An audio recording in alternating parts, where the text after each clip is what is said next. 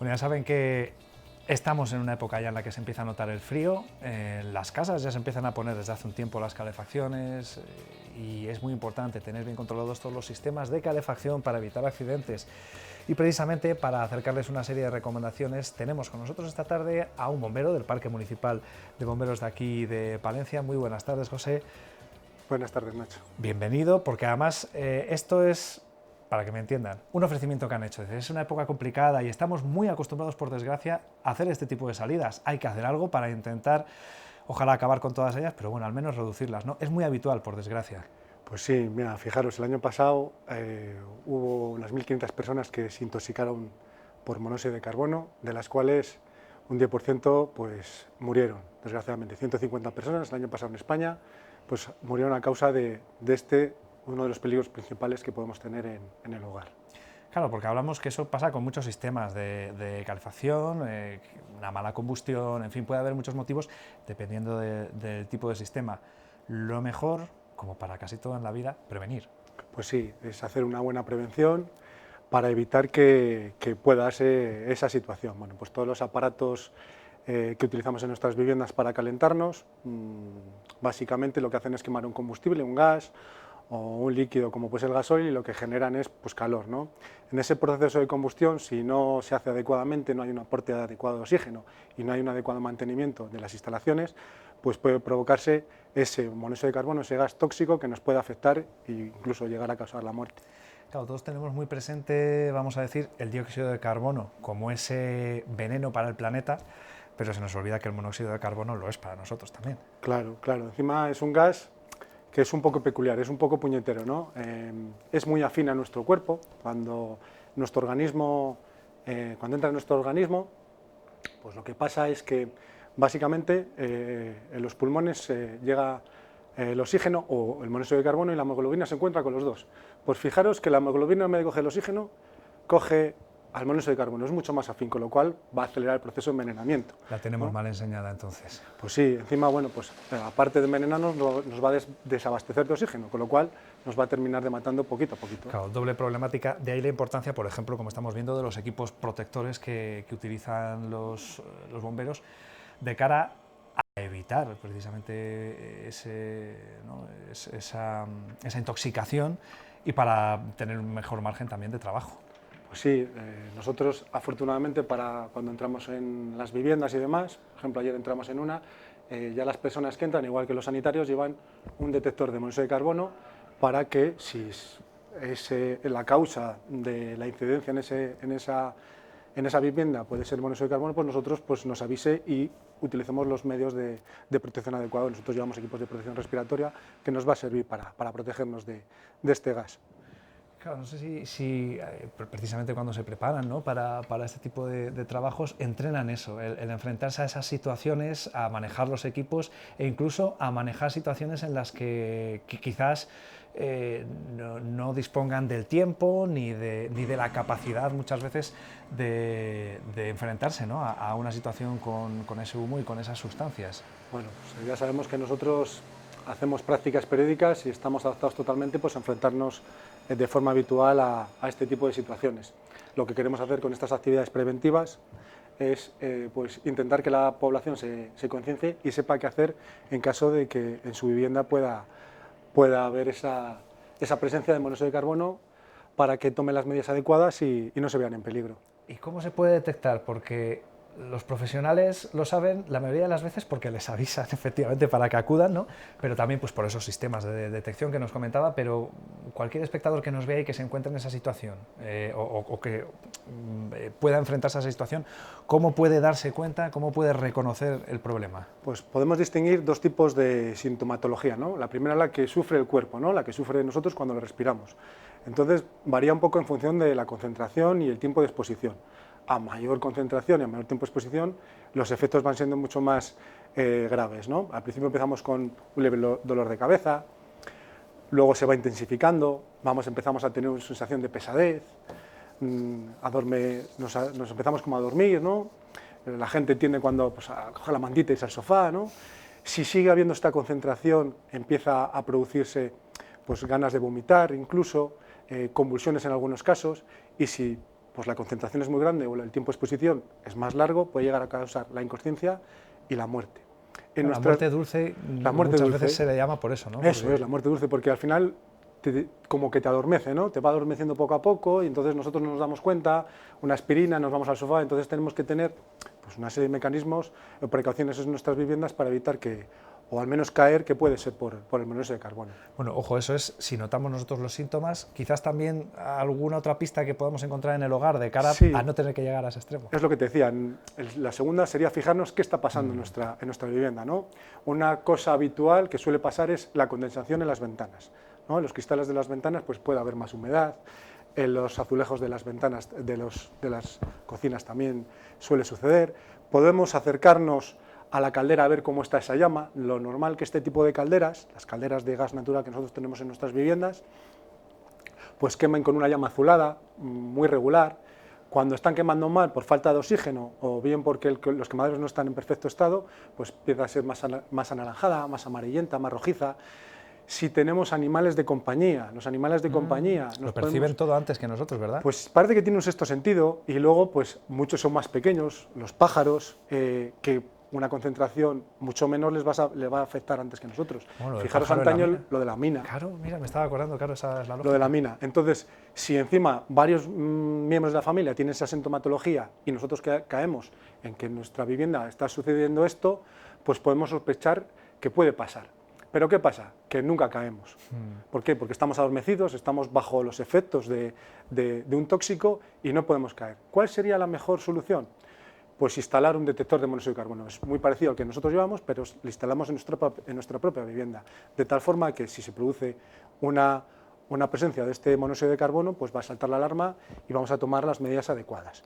Claro, seguro que lo mejor que se puede hacer en una situación como esa es levantar el teléfono y llamar al 112, bomberos directamente, pero bueno, no sé si decir trucos o qué primeras medidas podríamos adoptar si nos encontramos en esa situación y vemos que algo hay que hacer inmediato para no tener que esperar a que llegue...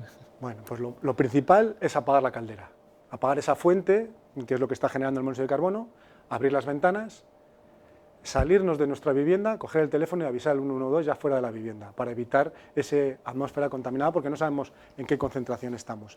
Y el 112 ya se encarga de activar a los bomberos, activar a los sanitarios, por si es necesaria su presencia, y a los técnicos de gas para que tomen las medidas adecuadas si tienen que, en este caso, pues clausurar la caldera. Claro, precisamente la caldera, que es un aparato que está presente en casi cualquier hogar. Siempre se procura desde las empresas del sector, desde los distribuidores y desde los propios bomberos en la importancia de la revisión. Pero bueno, ¿qué se puede hacer según el tipo de aparato que haya en cada hogar para intentar prevenir esas situaciones? Bueno, pues lo normal aquí en la capital de Palencia son las calderas de gas natural. Es la instalación que tenemos mayoritariamente. Como todo se va evolucionando, las calderas modernas ahora son mucho más seguras, más eficientes, incorporan distintas medidas de seguridad, como que en caso que están quemando mal, porque necesitan falta de oxígeno, porque los quemados no funcionan bien, automáticamente se paran. Cuando notan un revoque, que es otra de las causas, que son las chimeneas, ¿no? Son las encargadas de sacar esos gases al exterior, a veces los días de mucho aire puede provocar un revoque y se metan para adentro. Entonces, cuando notan esos revoques, lo que hacen es automáticamente paran. ¿Pero qué pasa? Que no en todos los hogares hay ese tipo de calderas, ¿no? Están las más antiguas, las atmosféricas que se llaman, que cogían el aire de la propia cocina. Entonces tenemos que mantener la cocina siempre bien ventilada, de ahí las rejillas. Me estaba acordando de las rejillas, que mucha gente las tapa, porque es que por aquí entra frío. Bueno, pues esa es la pelea que tenemos todos. Con nuestros familiares mayores, yo con mi abuela tenía unas peleas, se hacía unas tapas, vamos, de diseño, de verdad, que bueno, increíble. Dices que lo ves en una tienda y hasta te piensas comprarla, claro, por lo bonita que está. Bueno, ¿no? Pues tiene una doble misión, ¿no? La doble misión, por una parte, en aquellas cocinas o recintos donde hay ese tipo de calderas más antiguas, pues renovar el aire para que haya una buena combustión y la caldera coja el oxígeno. Y por otro lado no nos olvidemos que estamos ante aparatos que funcionan a gas. Si hay un escape de gas, pues que haya una renovación. Normalmente ya sabemos que los dos gases más habituales son el gas natural, que es el más ligero, con lo cual las rejillas suelen estar en la parte alta porque se acumula arriba, y el butano o el propano, los GLPs, se acumulan en las partes bajas al ser más pesado y las rejillas suelen ser la parte baja, con lo cual no hay que tapar las rejillas porque tenemos esa doble seguridad. Bueno, y medidas preventivas. Estamos hablando de algunas opciones, estábamos comentando de cara precisamente al mantenimiento, ¿no? Por seguridad, de cara a la prevención de que puedan ocurrir ese tipo de casos. ¿Algún truco más, algún detalle más a tener en cuenta? Bueno, pues el principal, lo que tú decías, el mantenimiento de la caldera, que cuando empieza anualmente las empresas autorizadas hagan el mantenimiento adecuado, comprueben que funciona correctamente, que la caldera quema bien, que no hay una combustión incompleta, que la salida de humos funciona correctamente. Fijaros, de las calderas más antiguas se aprovechaban los sun o las chimeneas de las chimeneas de carbón y ahí metían directamente las salidas de gases y muchas veces estas estaban obstruidas. Bueno, pues un adecuado mantenimiento para que los instaladores y los mantenedores se den cuenta de ese tipo de cosas, pues nos puede salvar, en este caso, de un susto en nuestras viviendas. Claro, estoy pensando en situaciones de intoxicaciones que no tienen que ver con la caldera, pero que pueden tener, pueden tener que ver con otro tipo de utensilios, aparatos que utilizamos habitualmente. El coche, el poner en el garaje sobre todo si es particular. Cualquier motor de combustión, generadores eléctricos, radiales, que las hay de combustión, motosierras, el motor de los coches, en sitios cerrados no se pueden utilizar mucho tiempo porque lo que va a generar es una acumulación de monóxido de carbono y al final, por lo que hablamos, la muerte dulce y toda esa sintomatología, ¿vale? Claro, estamos hablando también de los aparatos más habituales, pero tengo una lista aquí de otro tipo de aparatos que no lo son tanto, pero que también se pueden encontrar en los hogares. Pues una estufa de gas catalítica, ¿no? Pero también hay chimeneas francesas.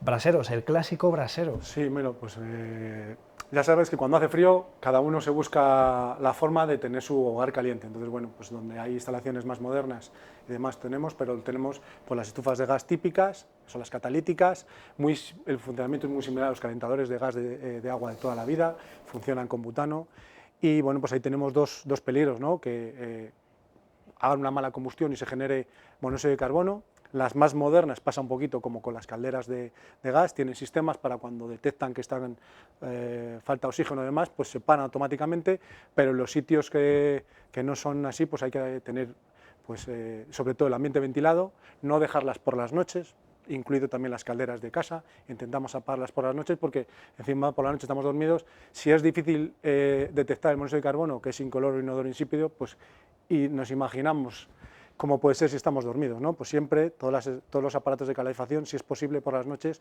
pues mantenerles. Y luego la posibilidad de escape de gas, porque funcionan con butano, y los latiguillos que unen la botella, en este caso con los quemadores, pues que estén bien mantenidos. Yo no sé si son 4 o 5 años el cambio de esos latiguillos para que haya un adecuado mantenimiento.